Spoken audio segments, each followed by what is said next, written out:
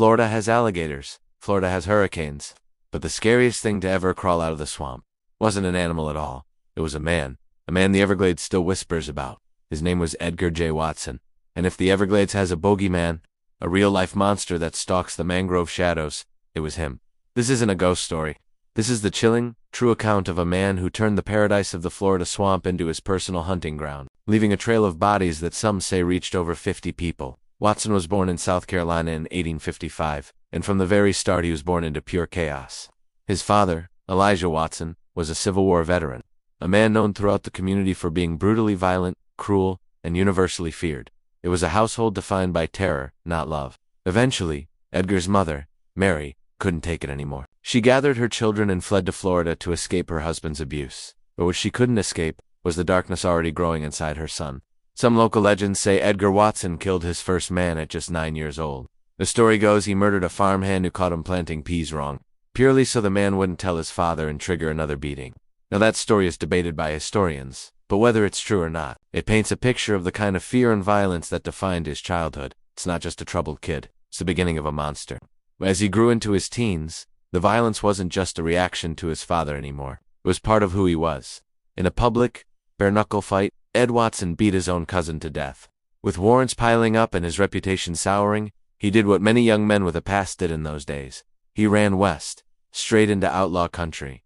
For a while, he worked as a ranch hand on the land of the infamous Belle Starr, the bandit queen herself. It seemed like he had found his people, a place where his violent nature might be an asset. But when Belle discovered that Watson wasn't just some tough cowboy, but a man wanted for murder back east, she kicked him out. And Ed Watson did not take rejection well. In 1889, Belle Starr was riding home when she was shot in the back with a shotgun. Ed was immediately the prime suspect. He was captured, he was tried, but because Belle Starr had enemies everywhere, the case was flimsy. Watson walked free, and the killing didn't stop. Watson eventually drifted back to Florida like a bad omen, a storm cloud on the horizon. He settled for a time in Arcadia, in the heart of Florida's cattle country. It wasn't long before he was accused of murder there, and acquitted. He moved on to Columbia County. And again, another killing, another accusation, and another acquittal. This man was the living definition of getting away with murder. He was charismatic, clever, and utterly ruthless. Everywhere he went, people who crossed him just seemed to disappear. The legal system couldn't touch him, and his legend as an untouchable killer began to grow. He was like a phantom, leaving a trail of death, but never a conviction. He was becoming more than a man. He was becoming a myth, a bogeyman whispered about in saloons and on front porches across the state. Eventually, Watson did what all cornered monsters do. He disappeared into the wilderness, into a place as wild and untamed as he was. He found his way deep into the 10,000 islands, the labyrinth of mangrove and water at the edge of the Everglades. Here, he set up a sugarcane plantation on a remote spit of land along the Chatham River and called it Island Pride. And weirdly, he became successful. He was a good farmer. The syrup he produced was high quality, profitable, and soon it was being shipped to major ports like Tampa, Key West, and Miami. He even bought a 70-foot schooner, the Island Belle, to transport his goods. He lived like a king in the swamp, isolated and powerful, but a swamp king still has swamp habits. To work his remote farm, Watson hired drifters, vagrants, and men on the run nobody would miss. The arrangement was simple. They worked through the season, and he would pay them at the end. But when payday came, and the workers asked for their wages, they vanished. Some say he buried them in the thick, black muck of the swamp. Others say the alligators handled the cleanup. Either way, the payroll was cheap.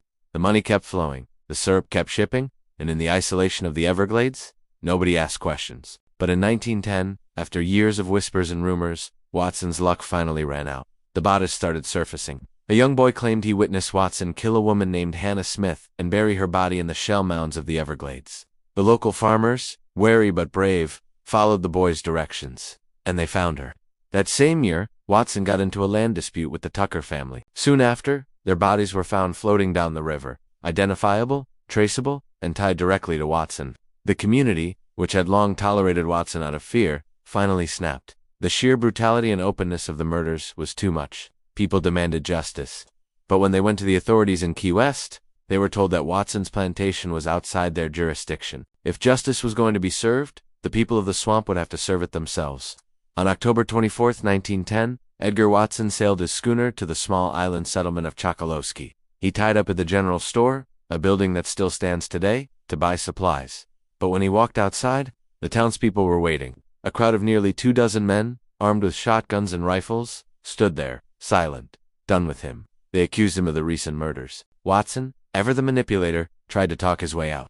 He blamed his foreman, a man named Leslie Cox, claiming the man had gone rogue and committed the killings. He even held up Cox's had a bullet hole, clear in the felt, claiming he'd already delivered justice himself. But nobody believed him. The time for lies was over.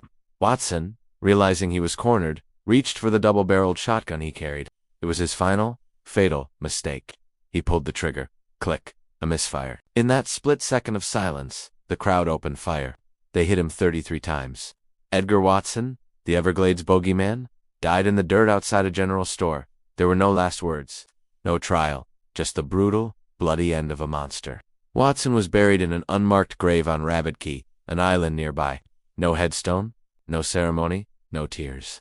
His family was simply told he was gone. Today, the old general store where he fell is part of the Smallwood Store Museum, a time capsule from that era.